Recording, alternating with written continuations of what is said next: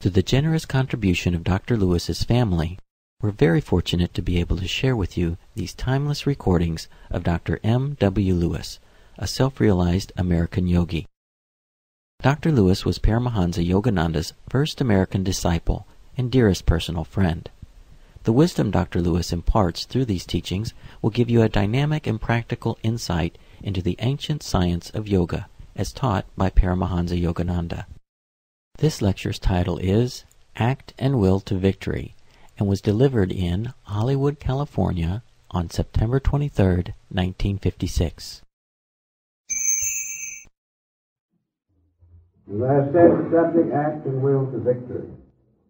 Act and will to victory. Realize one thing, that will is the motivating force of all creation. God created this universe. How? By the use of His will. All things are the result of will.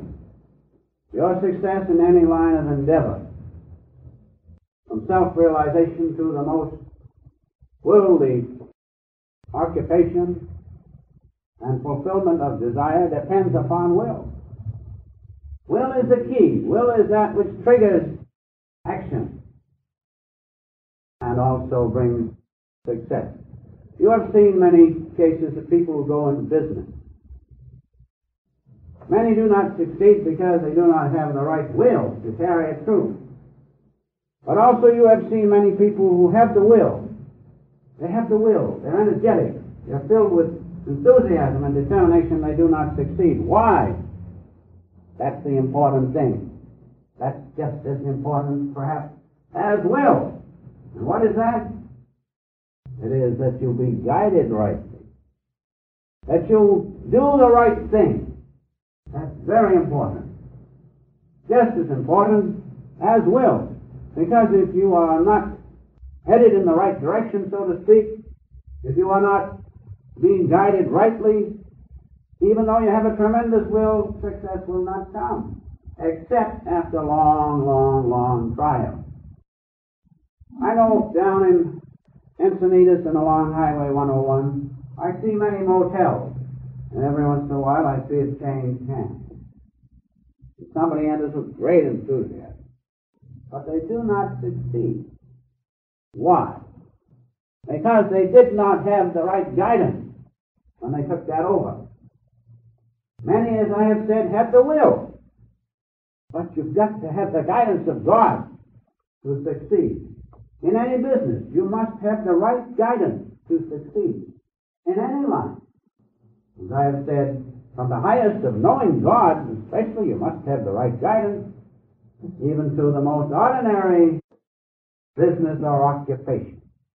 And so it behooves us to realize those two things, that we must not only have will, but we must have the right guidance in using that will. You think of your own case and perhaps other cases. As you started out in life, probably somebody wanted you to do this thing or do that. They wanted me to be a music teacher. But I guess I'd have got by. But I'm sure that wouldn't have been the right guidance, because I wouldn't be satisfied to play a little bit, fool around and teach people. So we must have the right guidance. That I knew myself without even asking God. And of course God is in me. I guess He told me and saved me lots of trouble. So realize this guidance is very important. Then use your will coupled with God's will. And so in this subject, Act and Will to Victory, what is victory? What is victory? What does that mean to you? Victory means overcoming an enemy, doesn't it? And victory means finally to once more regain and realize our divinity. That's taking victory in the highest sense. In ordinary life it means successful business and other things. But I think this morning it means victory. To once more know that we are God's immortal children and to reclaim our divinity. To know that that's victory. Now, victory means overcoming some desire. Because desire, or desire in general, because desire is the enemy. If you're going to have a victory, you must overcome some enemy, and that enemy is desire. There is no question about that. And so we must watch our desires. We must realize that our desires must be right. And if they are not right, we must overcome them. Because desire is our greatest enemy, and we cannot ever hope to have victory, more especially realize our divinity, until we overcome the enemy desire. That's very important.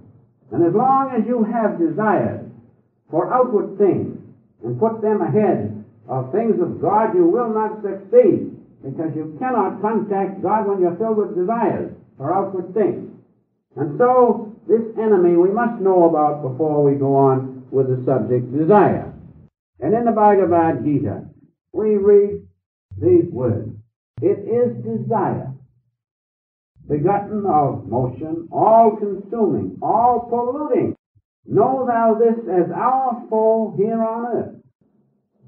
As a flame is enveloped by smoke, as a mirror by dust, so this eternal consciousness of God in us as our divinity is enveloped by desire."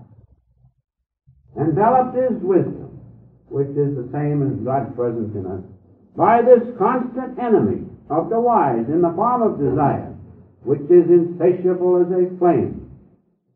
Therefore,